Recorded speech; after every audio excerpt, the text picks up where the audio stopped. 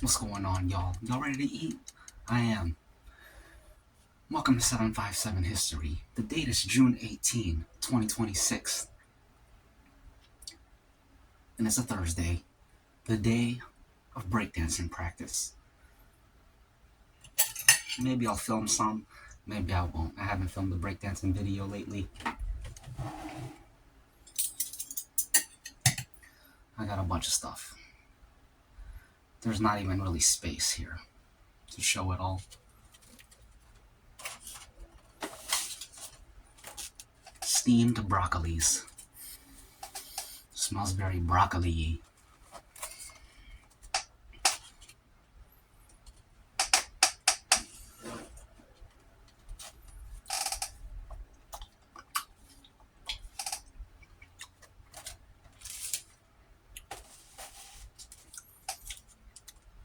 Rice. Big old plate of rice. Yum.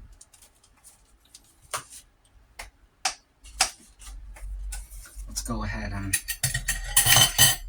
go like this. No! My heart skipped a beat.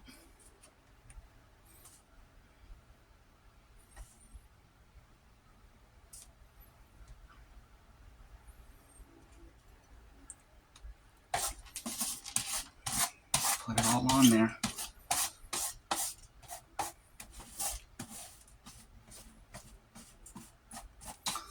I edited a mukbang from yesterday and the day before, so I gotta upload those, and I just finished it. I just finished editing them, and now I'm filming another one before I even uploaded those, so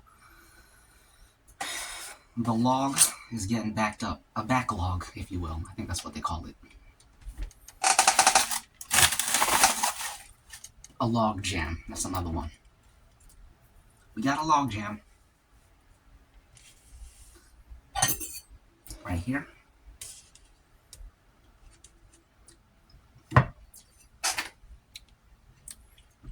Two pieces of fried fish. Y'all like fried fish? I do. We're here in the South, y'all. We eat fried fish. Y'all don't know about that if you're not from around here. But, well, they be eating fried fish up there in the UK. I know. Fish and chips. Their fish is like this. Actually, no, I think they eat them in sandwiches. So yeah, they don't know about fried fish up there in UK. Okay. I'm just kidding, y'all. Just kidding. And then over here, you see these two things?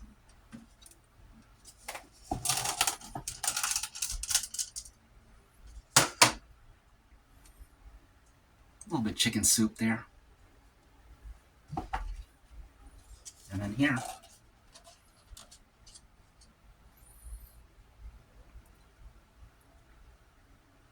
tomato soup. The kind that they be eating with grilled sandwiches. I don't know if they do that where y'all are at, but here in America, we eat grilled cheese with tomato soup, which is absolutely delicious. Try it out sometime. It's a great combo, and it's a classic. American classic.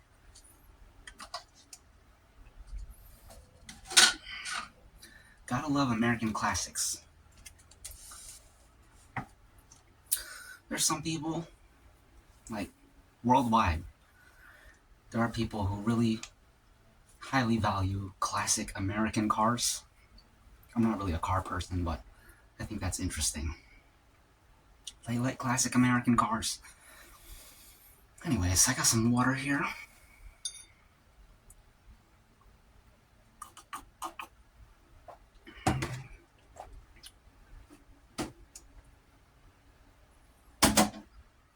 And I got some vinegar for the fried fish.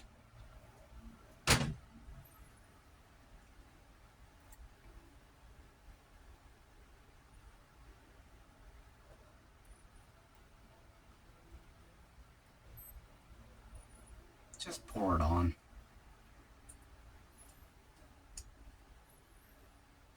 I like vinegar smell. I used to think it was a little bit strong and not nice, but now I like it. I like that it's strong. Okay. Let me move some things so you can see. Rice.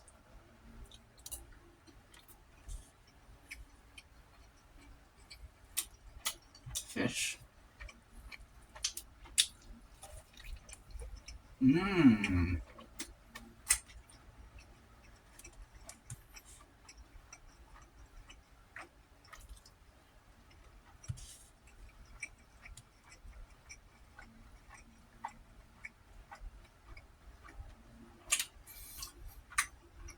Chicken soup for the soul.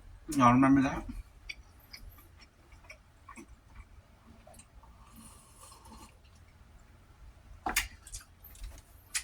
Chicken soup for the soul. How long ago was that? Extremely popular books from over 20 years ago, maybe even 25 years ago. A long time ago. Chicken Soup for the Soul was like a book franchise. They told heartwarming stories with lessons, I guess.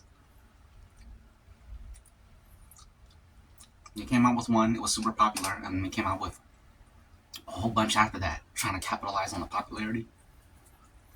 It was a fad. It died out. But yeah, Chicken Soup for the Soul, that's what it was called.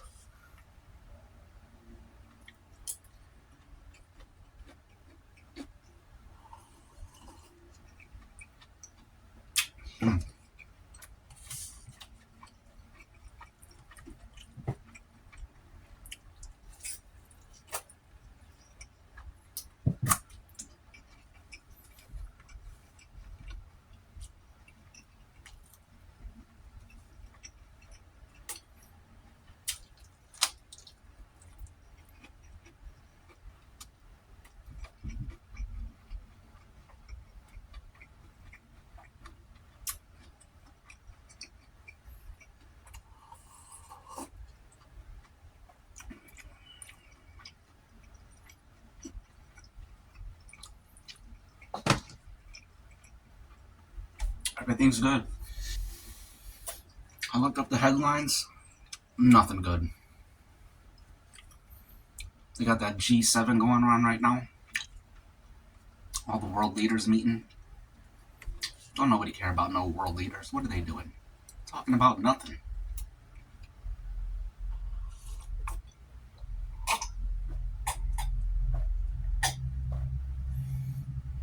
It's all just one big photo op. Make people think they're doing something. Look at us.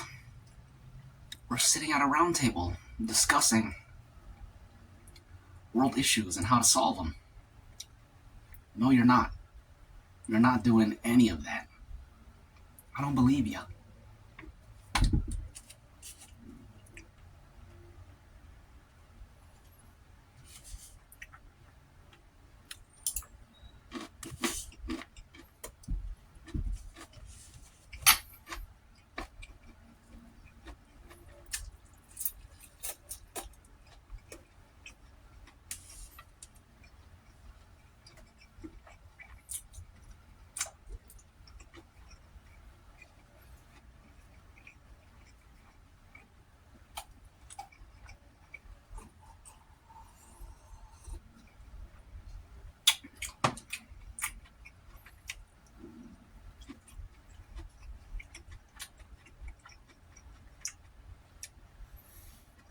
In the last mukbang, I was talking about how I hope Conor McGregor wins in his fight against Max Holloway. I hope he knocks Max Holloway out in the first round. But I was watching some Conor McGregor interviews. I don't know if it was this morning or last night, but I was watching some. I changed my mind. I hope Max Holloway knocks him out. Because Conor's all about Jesus Christ now. And it's absolutely depressing. Absolutely depressing, dude. And the fans are loving it. Of course they are. Because that's right up their alley. Y'all know how I feel about the fans. And they would love something like that. But not me. I find it incredibly depressing. So I hope he gets knocked out. I think that would be absolutely glorious. But with that said, I don't know if it's gonna happen, man. Because Conor McGregor, he sounds extremely focused right now, and a focused Conor McGregor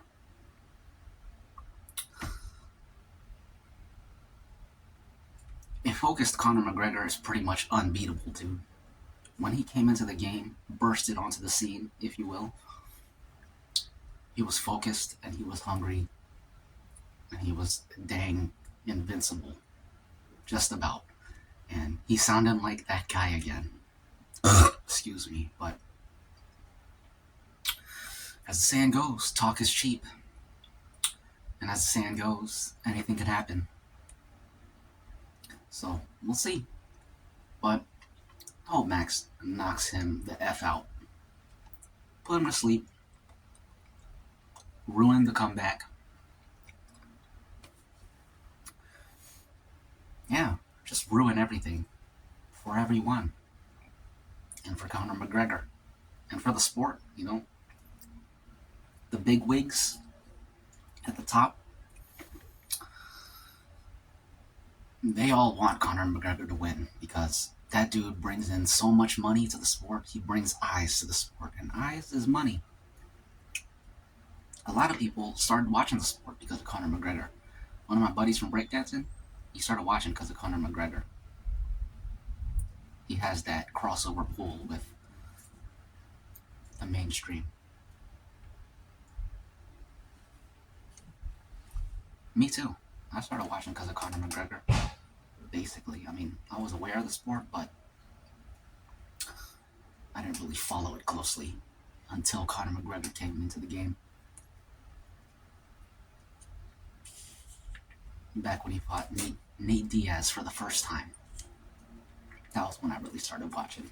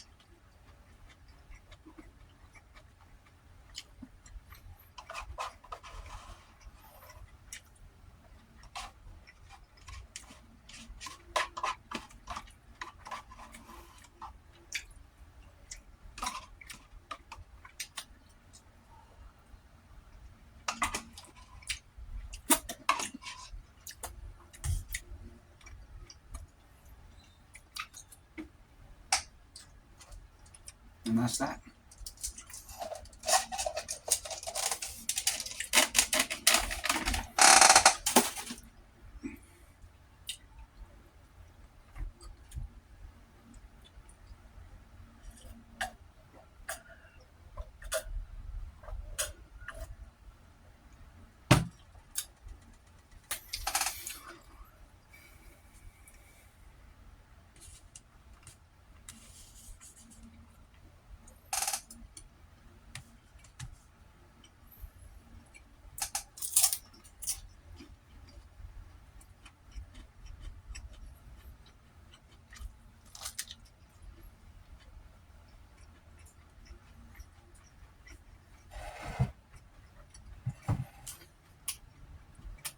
I fished, man.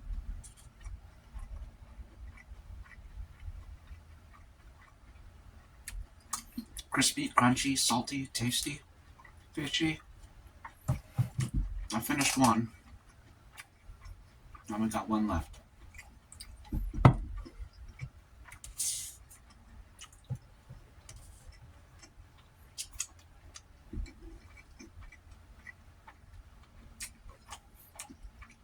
tomato soup.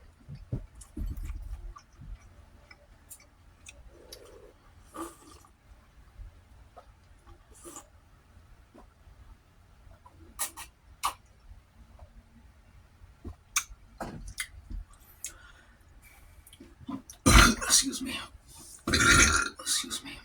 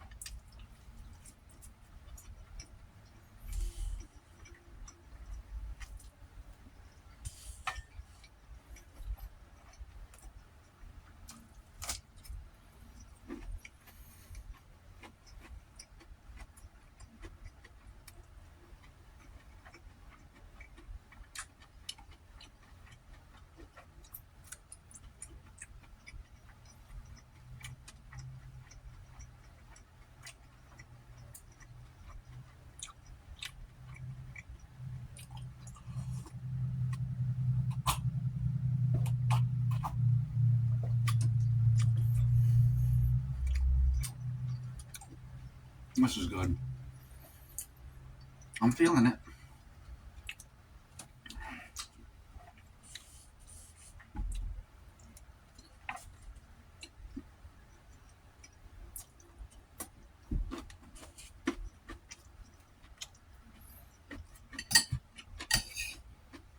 Let's go ahead and put this right here.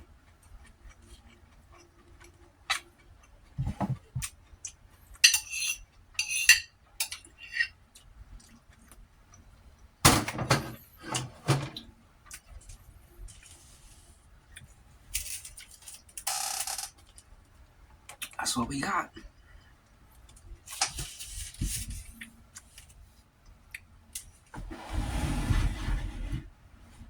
Oh, I should have moved up. What's this? Oh. That's where I keep my laptop. All right.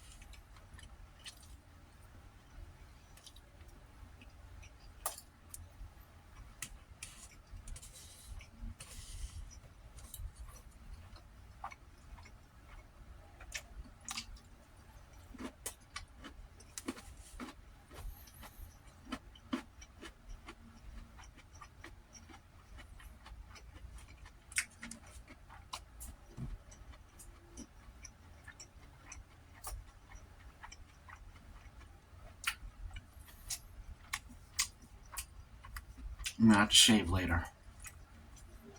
I think I'm gonna use this.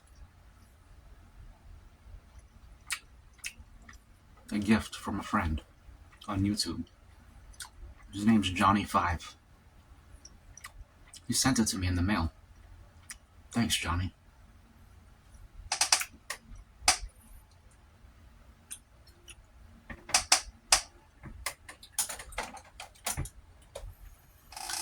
Beautiful razor right there. Very high quality. That ain't no throwaway gift. That's very special.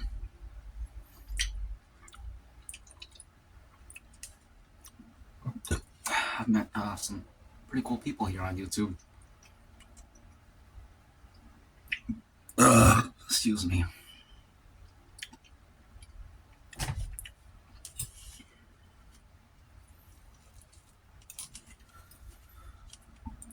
Excuse me.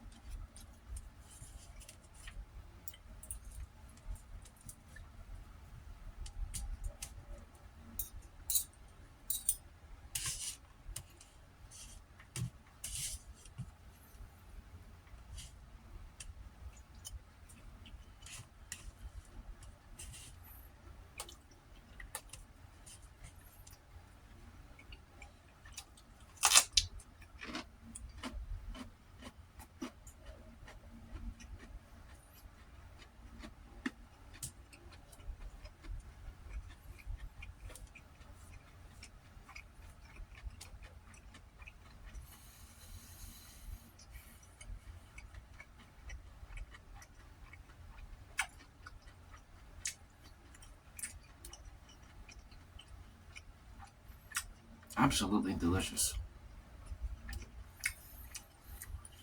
I'm looking forward to breakdancing later. It's been a week.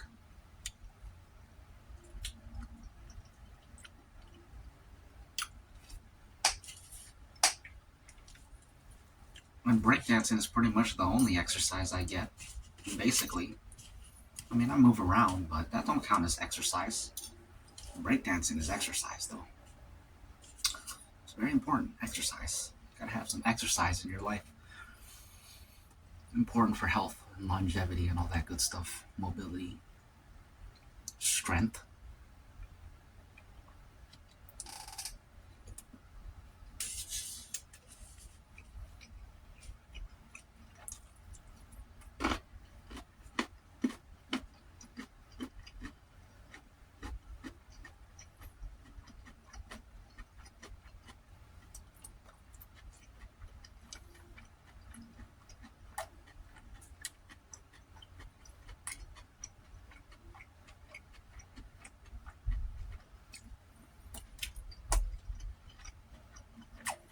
Do you all say strength? Or strength?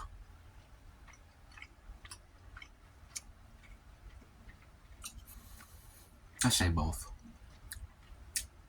I started off saying strength. But then I heard some people say strength, and I thought it was funny, so I adopted it. So now I say strength. A lot of my pronunciations is like that. Even me saying is instead of are. You gotta use the incorrect word because it makes you cooler. The dumber you are, the cooler you are. It's true, man. It's true. If you walk through life speaking educated all the time, you sound like a straight up nerd. A loser. You know? So, You just gotta talk normal. And talking normal means talking dumb. You know what I'm saying? Talk dumb.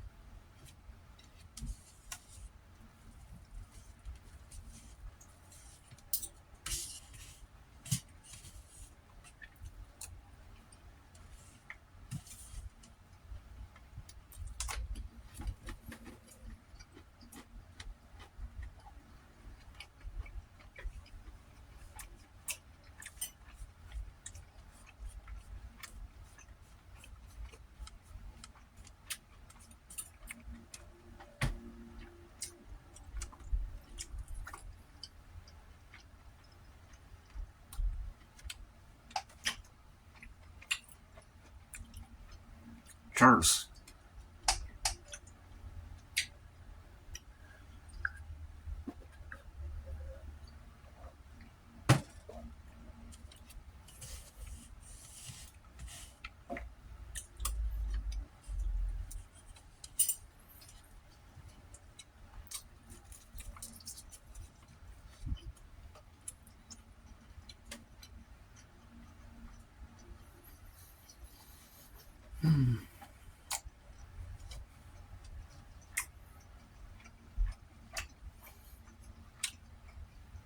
Excuse me.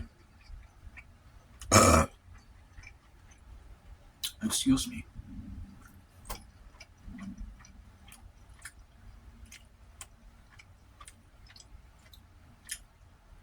A bit left.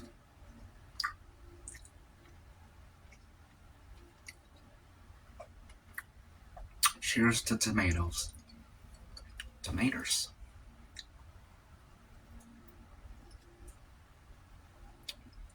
And that's that.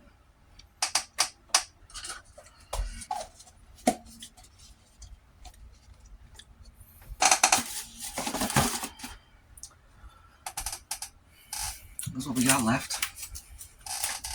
A bit of rice, broccoli, and a piece of fish. Not a pizza fish, a piece of fish. Would y'all eat a pizza fish? Sounds kind of gross, but also sounds pretty intriguing.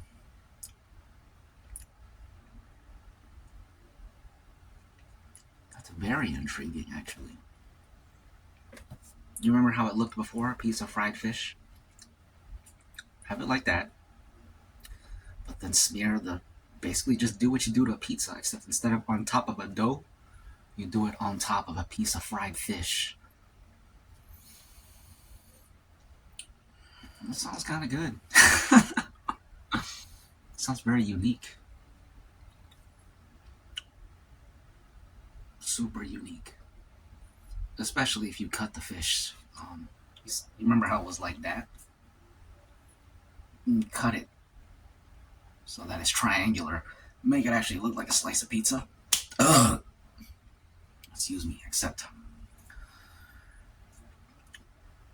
instead of dough, it's a fish. A pizza fish.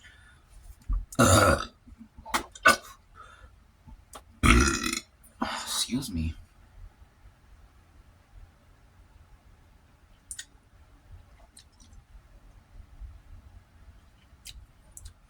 If I owned a restaurant, that would be one of the items on the menu. But I would call it, you get two fishes. One is a piece of fried fish, just like I ate. The other one is a pizza fish, like I just explained. And on the menu, it would say a piece of fish and a pizza fish. And the eye would go down the menu and they would read pizza fish, pizza fish, and they would put two and two together and be like, that sounds extremely interesting. And then they would read the little description. And I'd be like, dang, pizza fish. Kind of want to try it. Make it cheap that way. They can have no reservations. Shout out Anthony Bourdain. He had a show called No Reservations, which is a brilliant name, by the way. Rest in peace. He had a good show. And From everything I watched by him, he was a pretty cool dude.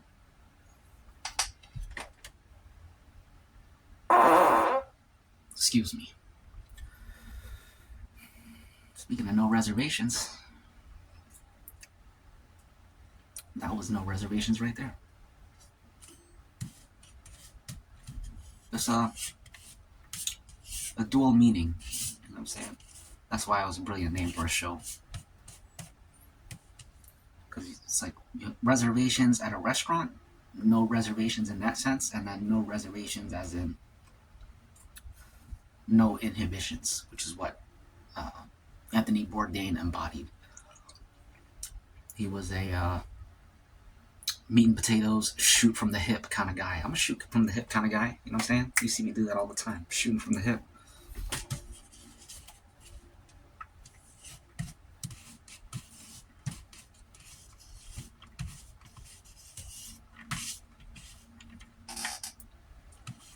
Shooting from the hip is an expression that means like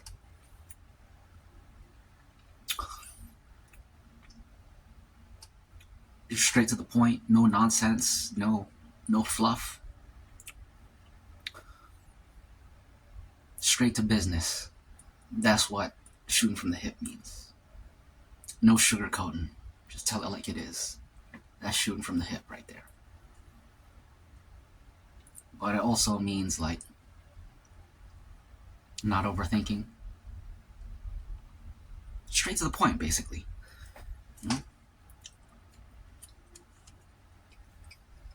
Freestyling as opposed to scripting, rehearsing, practicing. Just shoot from the hip. No aiming. That's where it comes from. Instead of aiming, you're just shooting from right here. Instead of right here, shoot from there. Faster. You know what I'm saying? That's shooting from the hip.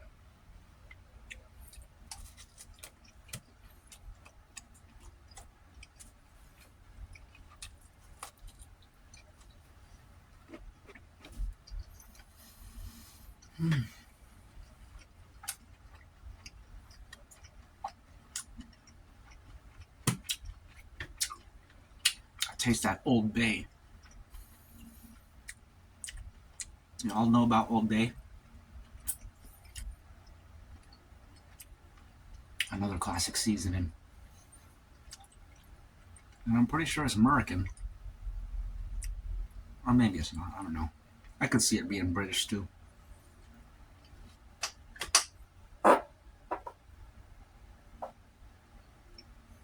Excuse me.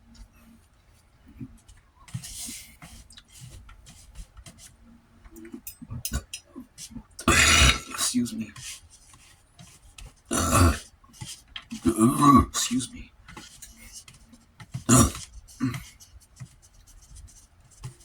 Last bits of rice.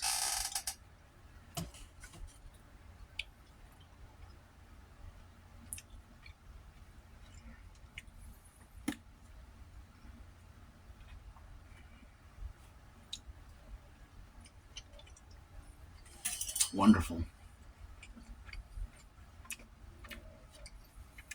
Last piece of fish. Looks pretty crispy.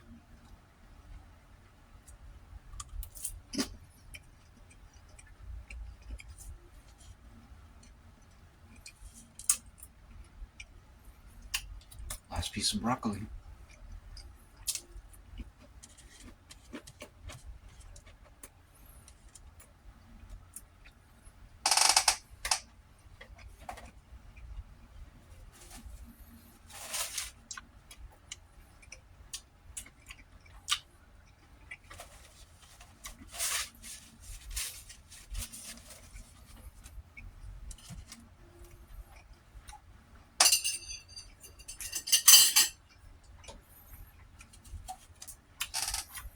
And that's that.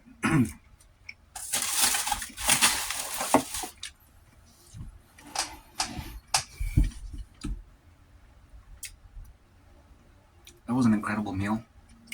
This was an incredible episode of 757 History. And I hope y'all will join me for the next one.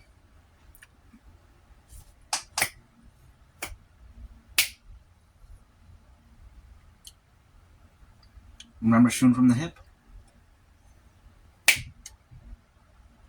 See ya.